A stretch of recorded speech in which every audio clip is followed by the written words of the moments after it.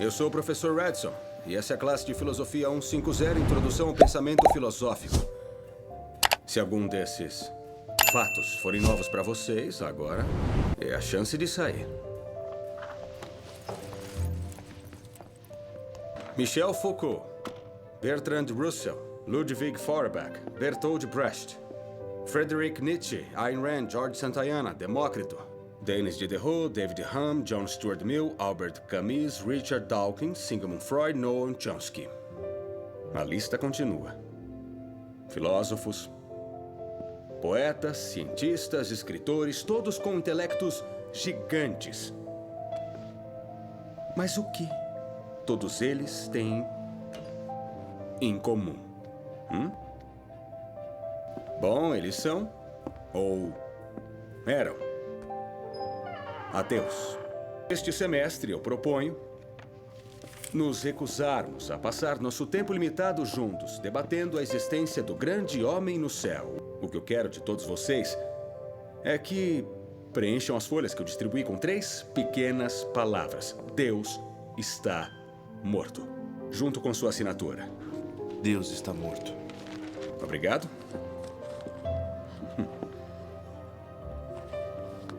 Com licença, senhor... Wheaton. Josh Wheaton. Senhor Wheaton, algum problema? Eu não posso. Não posso fazer o que o senhor mandou porque eu sou cristão. Muito bem, Sr. Wheaton. Permita-me explicar a alternativa. Se você não consegue admitir que Deus está morto para os fins desta aula, então vai precisar defender a antítese que Deus não morreu e tem que fazê-lo diante da classe, em cima do pódio. Mas quem decide se venci ou perdi a discussão? Ora, Sr. Wheaton, eu mesmo vou decidir. A matéria é minha, minhas regras, a nota é prerrogativa minha. Olha, sem ofensas, mas não sei se o senhor seria objetivo. Bom, e o que o senhor propõe?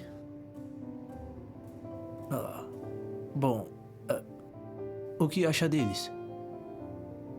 Bom, isso seria interessante, mas por que eu daria poder a eles?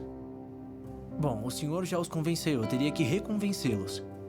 Fazê-los admitir que erraram.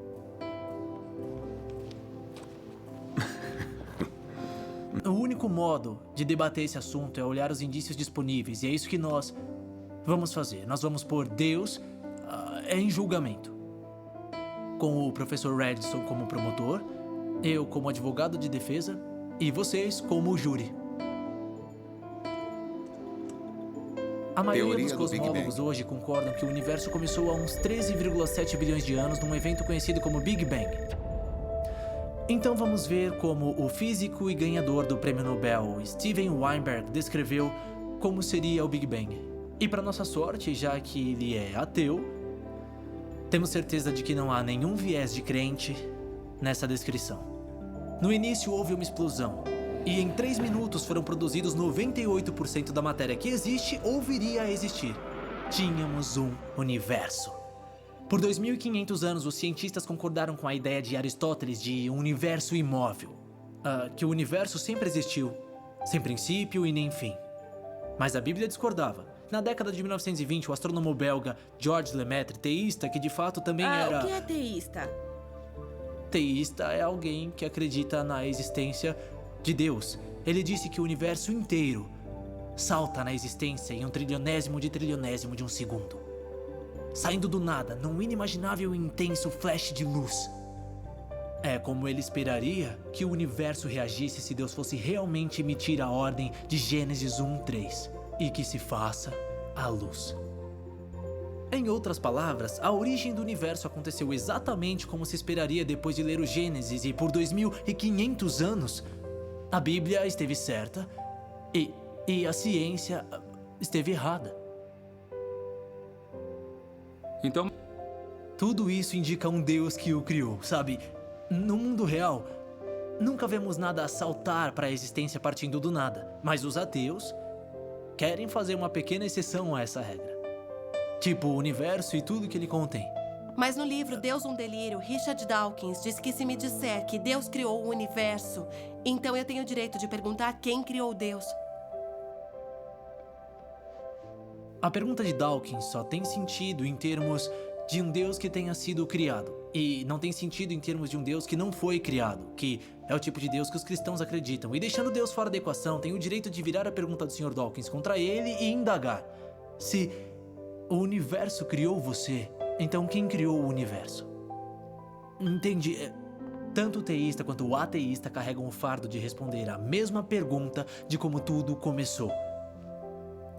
O que eu espero que vocês entendam em tudo isso é que não precisam cometer suicídio intelectual para crer num criador por trás da criação. E na medida em que você acredita em Deus, seria bastante pressionado a achar uma incrível explicação alternativa sobre como as coisas surgiram. Na última aula rolou uma pergunta que eu não soube responder.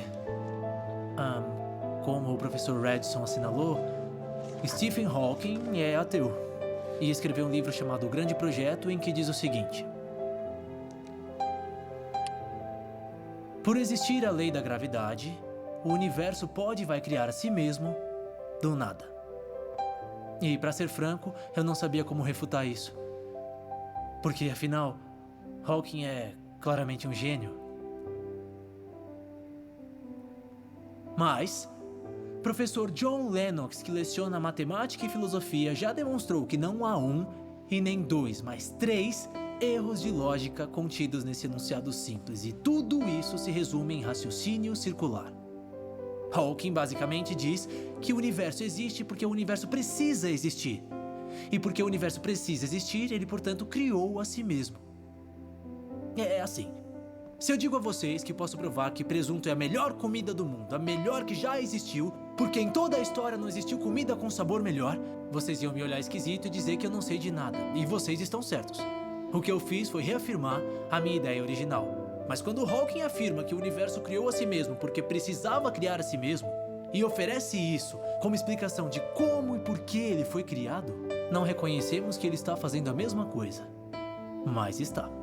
Levando Lennox a aprofundar o comentário, besteira permanece besteira, mesmo quando falada por cientistas famosos. Muito embora o público em geral presuma que sejam enunciados da ciência. Esse é o cúmulo da arrogância. Tá dizendo que você, um calouro, afirma que Stephen Hawking errou. Não. Eu tô dizendo é que John Lennox, professor de matemática e filosofia, acha que o raciocínio do professor Hawking é errôneo, e eu concordo com essa lógica. Mas se não admite discordar das ideias de Hawking, então sugiro que vá para a página 5 do seu livro, onde ele insiste que a filosofia está morta. E se tem tanta certeza da infalibilidade do professor Hawking e a filosofia estiver mesmo morta, então, bom, não há necessidade dessa aula. Senhoras e senhores do júri, nos últimos 150 anos, os darwinistas vêm dizendo que Deus é desnecessário para explicar a existência humana e que a evolução substitui Deus. Mas a evolução só nos diz o que acontece depois que se tem vida. Então de onde vem essa coisa que está viva? Bom, Darwin nunca resolveu isso. Presumia que talvez um raio caiu num lago estagnado cheio do tipo certo de substâncias e bingo! Uma coisa viva. Mas não é tão simples assim. Vejam, Darwin afirmava que o ancestral de todas as coisas vinha daquele único organismo simples que se reproduziu e foi lentamente se modificando com o tempo até se tornar as formas de vida complexas que vemos hoje. E é por isso que, depois de contemplar a sua própria teoria, Darwin formou sua famosa declaração: Natura non facit saltum, que significa a natureza não dá saltos. Como o notável autor Lee Strobel indicou, se pudermos ilustrar todos os 3,8 bilhões de anos em que os cientistas dizem existir vida, num dia de 24 horas e no espaço de uns 90 segundos, a maioria dos principais grupos de animais surgiu de repente nas formas que tem atualmente. Não devagar e constantemente, como Darwin previu, mas em termos evolucionários quase instantaneamente. Então, a natureza não dá salto se torna a natureza dá um salto gigante. Então, como os teístas explicam essa explosão súbita de novas informações biológicas? Disse também Deus: encham-se as águas de seres vivos e voem as aves sobre a terra, sob o firmamento do céu. Assim Deus criou os grandes animais aquáticos e os demais seres que povoam as águas de acordo com suas espécies. E Deus viu que ficou bom. Gênesis 1:20. Em outras palavras, houve a criação porque Deus disse que devia haver. E até mesmo que parece aos nossos olhos ser um processo cego e também não guiado, pode ser mesmo divinamente controlado do início ao fim. Agora se diz que o mal é a arma mais potente do ateísmo contra a fé. E é. Afinal, a própria existência do mal impõe a pergunta: se Deus é todo bem e Deus é todo poderoso, por que permite que o mal exista? A resposta, no fundo, é notavelmente simples: livre arbítrio. Deus permite que o mal exista por causa do livre arbítrio. Do ponto de vista cristão, Deus tolera o mal neste mundo temporariamente, para que um dia quem optar por amá-lo livremente vá morar com ele no céu sem a influência do mal, mas com seu livre arbítrio intacto. Em outras palavras, a intenção de Deus em relação ao mal é um dia destruí-lo. Mas que conveniente. Um dia, eu vou me livrar de todo o mal do mundo, mas até lá vocês vão ter que sofrer com todas as guerras, holocaustos, tsunamis, pobreza, fome e AIDS. Tenha uma boa vida. Depois ele vai palestrar sobre valores morais absolutos. Mas por que não? O professor Redson é claramente um ateu. Não acredita em absolutos morais, mas a sua ementa diz que ele pretende aplicar um exame nas últimas semanas. Agora, aposto que se eu conseguir uma nota A por colar no exame, de repente ele vai falar como cristão, insistindo que é errado colar e que eu devia saber. Contudo, que base ele tem? E se meus atos são calculados para me ajudar a vencer, então por que eu não devo realizá-los? Para os cristãos, o ponto fixo da moralidade, o que constitui certo e errado, é uma linha reta que leva direto para Deus. Então está dizendo que precisamos de um Deus para sermos morais, que uma moral ateísta é uma impossibilidade. Não, sem um Deus não existe motivo real para ser moral, sabe? Nem existe um padrão do que é comportamento moral. Para cristãos, mentir, colar, roubar. No meu exemplo, roubar uma nota que não me pertence é proibido. É uma forma de roubo, mas se Deus não existe, como Dostoiévski afirmou famosamente, se Deus não existe, então tudo é permitido. E não só permitido, mas sem sentido. Se o professor Redson tá certo, então tudo isso, toda a nossa luta ou nosso debate, o que decidirmos aqui não tem sentido. Nossa vida e, por último, nossa morte não tem mais importância do que um peixinho dourado. Isso é ridículo. Depois de toda a palestra, você diz que tudo se resume a escolher: crer ou não crer. Isso aí. Só existe isso. É só o que sempre existiu. A única diferença entre a sua posição e a minha posição é que você sequestra a escolha deles. Você exige que escolham a frase que diz "eu não acredito". É porque eu quero libertar todos eles. Porque a religião é como um vírus mental que os pais vêm passando para os próprios filhos. E o cristianismo é o pior de todos os vírus. Entra lentamente na nossa vida quando estamos fracos, doentes ou indefesos. Então religião é uma doença. Exatamente. Ela infecta tudo. Ela é a inimiga da razão. Razão?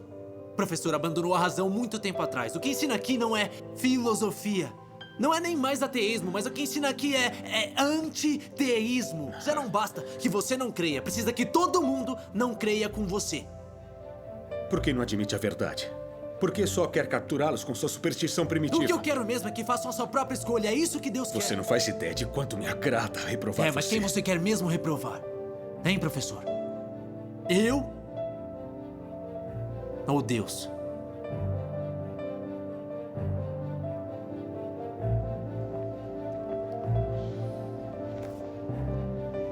Você odeia Deus? Isso não é nenhuma pergunta. Tudo bem. Por que você odeia Deus? Para, isso é ridículo. Por que odeia Deus? Responde a pergunta. Você viu a ciência e os argumentos. A ciência apoia a existência dele. Você sabe a verdade. Por que odeia ele? Por quê? Olha, é uma pergunta bem simples, professor. Por que você odeia Deus? Porque ele acabou tirando tudo de mim! Sim, eu odeio Deus! Tudo que sinto por ele é ódio!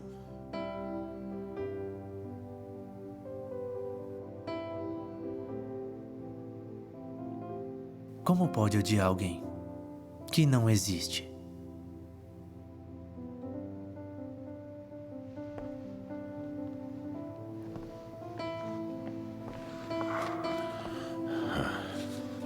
Não provou nada. Talvez não.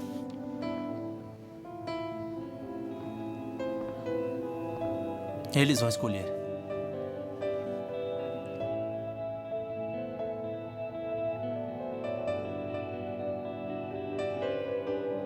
Deus está morto?